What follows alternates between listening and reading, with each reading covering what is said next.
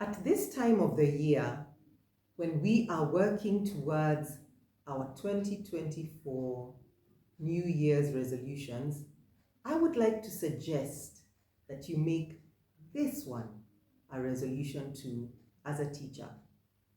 And I'm calling it my 2024 Apppeal. My 2024 Apppeal is for neurodiverse high schoolers. Neurodiverse simply means special. And yes, you might not be able to see that they are special because some disabilities are visible and others are invisible.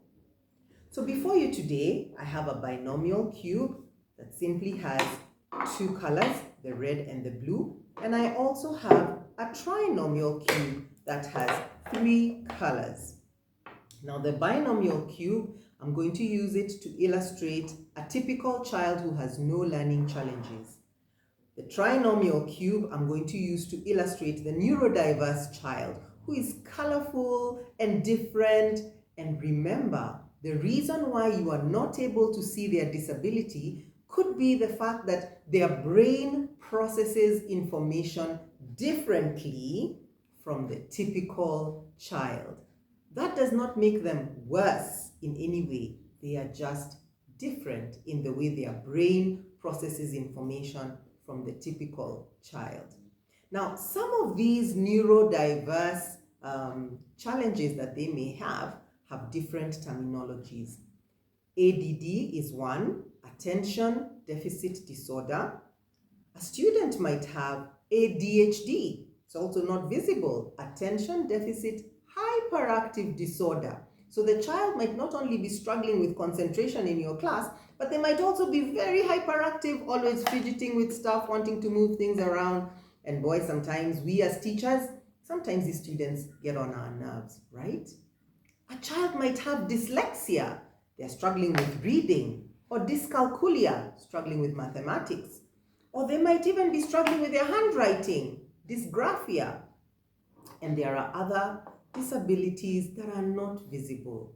And you know what, teachers? Sometimes when these students fail in our subjects, we get so angry and we use all manner of terminology and call them names and ridicule them, especially in public. Now remember, high schoolers are teens. What their friends think really matters.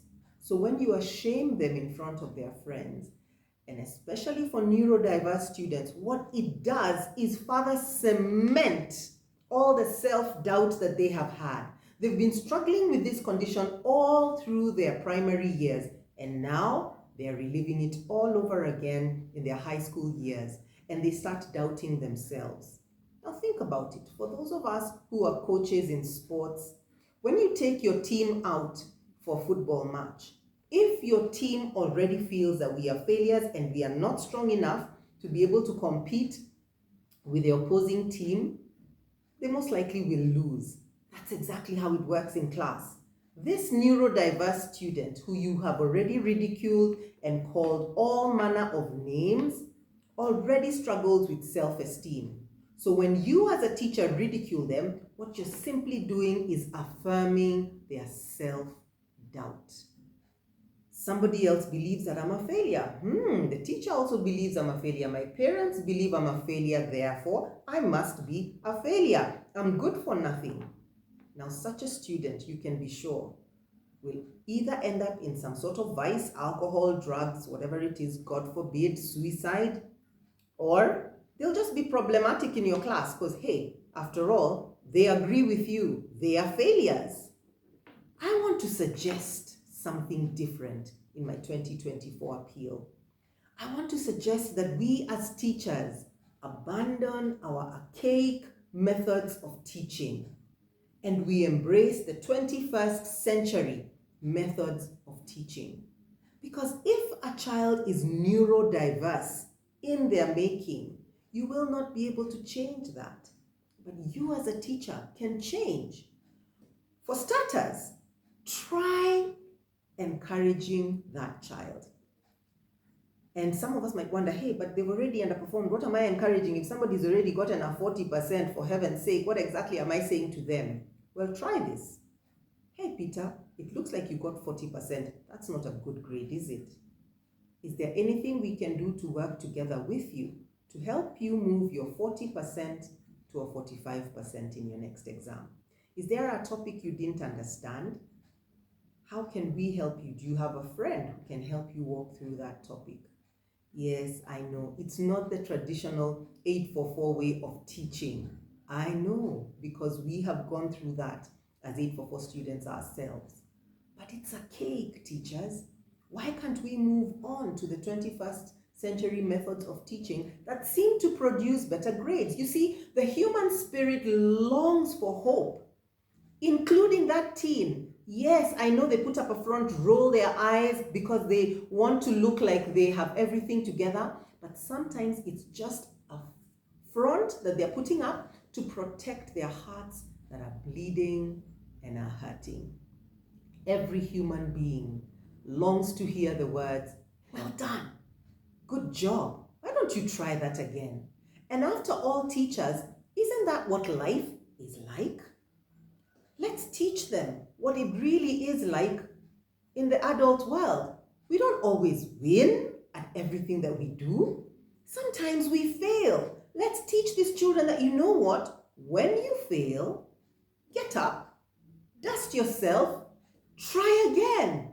And even if you fail a second time, get up, dust yourself, and try again until you master or you conquer whatever it is that you are struggling with. But ridicule, the only thing it does is it makes them hate your class, maybe not like you so much as a teacher. And we know for a fact that emotion and learning goes hand in hand. It is harder to pass in a subject where you don't like the teacher. When you like the teacher, or at least you feel like you're treated humane, you don't have to be their best teacher, but at least treat them in a humane manner with respect. You too will get respect in return. And they will work so hard just not to disappoint you, because it's rare to have people who encourage them around them. So this ridicule becomes counterproductive. So today, for the neurodiverse student, teachers, my appeal, especially for high school students, is please recognize that sometimes the child you are ridiculing may have an invisible disability.